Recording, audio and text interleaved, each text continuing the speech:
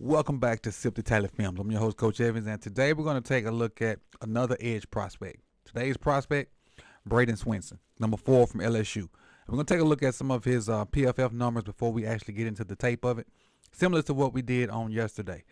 His grades for over the past 3 years are fairly high, 83 in 2024, 81 in 2023, and 73 in 2022. Pretty much played in almost every game over the past 3 years. You see his snap counts over the course of the last 3 years: 637 in 2024, 379 in 2023, and 144 in 2022. Got pass rush snaps. He had 9 sacks this year, 8 quarterback hits, and he had 43 hurries, which is a great number. Yeah, you ain't necessarily getting the sacks, but you still got 9 sacks. But that means you're beating your defenders and making the quarterback get off his spot or get rid of the ball faster than he wants to. When you look at his 2024 comparables, you see his pass rush grade is a 90. His run defense grade is a 70. So obviously pass rush is his forte. True pass rush grade is a 91.4. And for those that don't know, true pass rush grade, that's when there's no play action and there's no RPO component. It's straight drop back. And so they take those plays, and that's how they get a defender's true pass rush grade, because you don't have to read and react for run. It's just a get after the quarterback type deal. So that's your true pass rush grade. His run stop rate is 5.8%, and you see his snaps by alignment down here, pretty much outside on the edge. You see most of his snaps are on the edge. He's off the ball 26 snaps, but overall, he's an edge defender. These are the strengths and weaknesses that PFF have in their draft guide for Bradyn Swinson. A good burst both laterally and linear. Decent speed and bend around the arc. Natural movement skills to drop back into shallow zones. Active hands to hit moves and stay clean when pass rushing. High pass rush win percentage each of the last 3 seasons. His weaknesses: hand placement when stacking is good but slower to shed. Posture is a bit hunched over with weight more on his toes. Has some false, unnecessary steps off the snap. Some more numbers for Bradyn. With his 9 sacks, that ranked him 14th in the NCAA. His 8 quarterback hits, that was 14th as well. With his 43 hurries, he was 3rd in the NCAA with 43 hurries. His batted passes didn't have any. Run stop 16, that tied him for 15th. But you see a guy that's a true OLB, not just a defensive end. He can rush the passer, he can drop back in coverage, and most guys that have that OLB stigma, their weak point is going to be run defense. And before we get into the film, I'll show you this last stat right here. Look at his stable metrics, and you see a 93 pass rush grade versus true pass sets. And that's not necessarily 93%. That's the 93 percentile. I mean, he's in the upper echelon of all college football players in pass rush grade versus true pass sets. And we talked about that a minute ago. That was 91. Pass rush win percentage. Pass rush win percentage. 95 percentile. Excellent number. And then I just mentioned a minute ago about, guys that have this skill set, they aren't the best run stoppers. And you see his run numbers drop down, when you look at run defense grade and run stop percentage. But let's get into the film and let's look at some of these traits that they've said about Bradyn and that you've probably watched on me and Chris's Draft Junkie show. Welcome back to Sip the Tally Films. On two. Ready, break.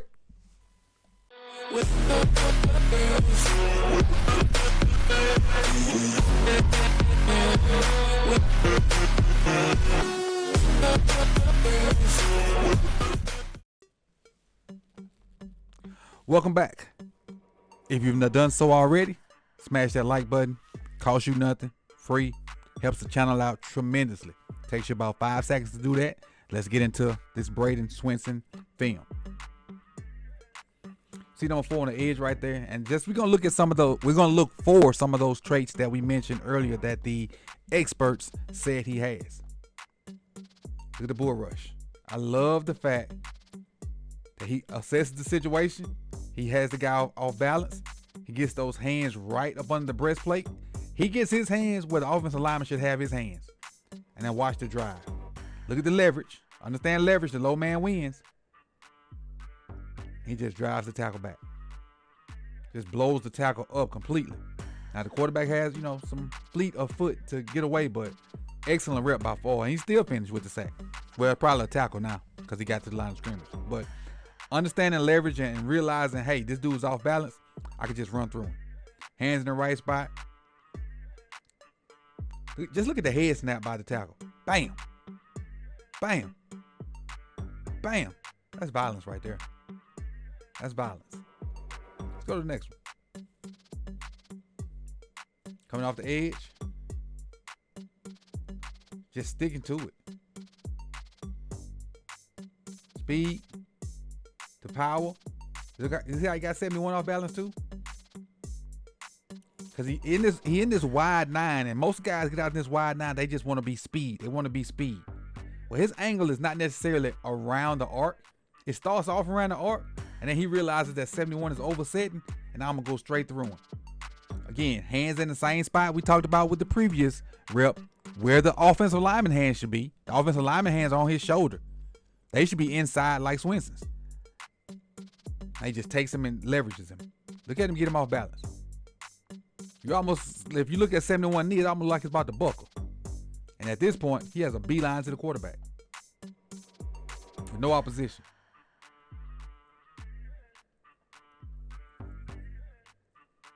They try to chip him with the tight end, so to speak.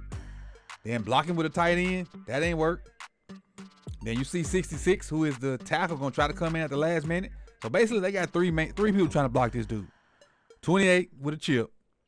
88 with the block. Look at 66 coming. Too late. Sack. Fumble. Look at the ball on the ground. Number 4, drop the church's money. Ball on the ground. Sack, fumble. High awareness to strip that ball. More defensive turnovers you get, better your chance of winning going up. High football IQ. Sack, fumble. Off of being triple teamed. People. Triple teamed. This dude, and this dude. Well, I can't do it. But it should be a third line on this cat right here. I don't want to act right. But it should be a third line on the guy that's chasing. Triple team.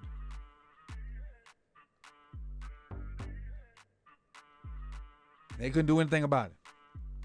Let's keep rolling.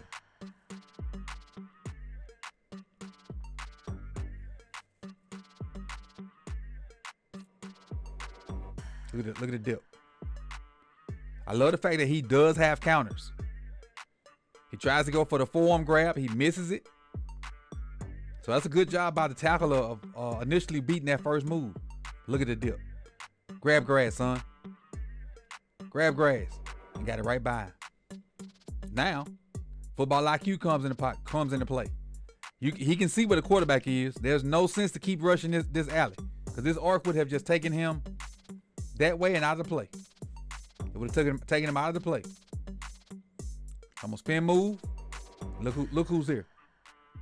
Football IQ. This probably ain't the greatest athletic play, but realizing right here, the quarterback has stepped up. There's no need for me to continue on this path of rushing. Spin back inside. Surprise. Come here, son. Keep it pushing. This is versus Bama.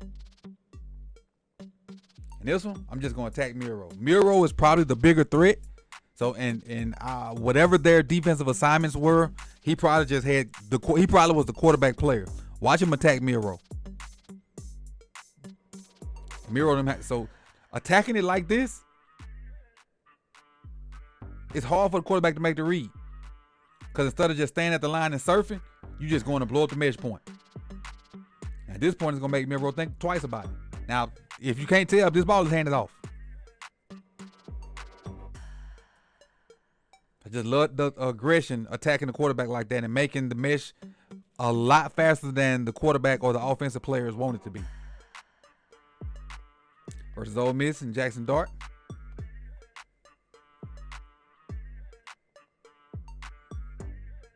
Counter. Love the counters. Initial move. Missed. The chop. Missed. Not a rip. But I'm going to keep going with the rip. Look his rip. Got that right hand by the right arm by the tackle completely off of him. And now I just turn it on now. Just turn it on and go eat. Just turn it on and go eat. Joe got some long arms, boy. We'll end it on this one right here. This is also versus Ole Miss. And we talked about his run grade being low. This is a great run stop in the red zone. Now he's unblocked, yes. Well, technically the other guy tried to block him, but he got inside of him, got on the hip of that guy blocking down, got a TFL. Got a huge TFL for LSU versus Ole Miss. Direct snap to the running back. So there's no wasted time. He gets inside that tight end and comes flat down that line, right to 21. So even though all of his, like as a whole, his run grade ain't greatest, he can play the run if need be. So I just wanted to bring you a few clips about Bradyn Swinson, the edge from LSU, a guy that could potentially be a pick for the Ravens in the second round maybe. And tell me what you think about Bradyn Swinson down in the comment section. I appreciate you guys for coming out. You could have been anywhere in the world, but you chose to be here with me. Remember, like, comment, subscribe, and share. And I'll see you on the next one, man. Peace and love.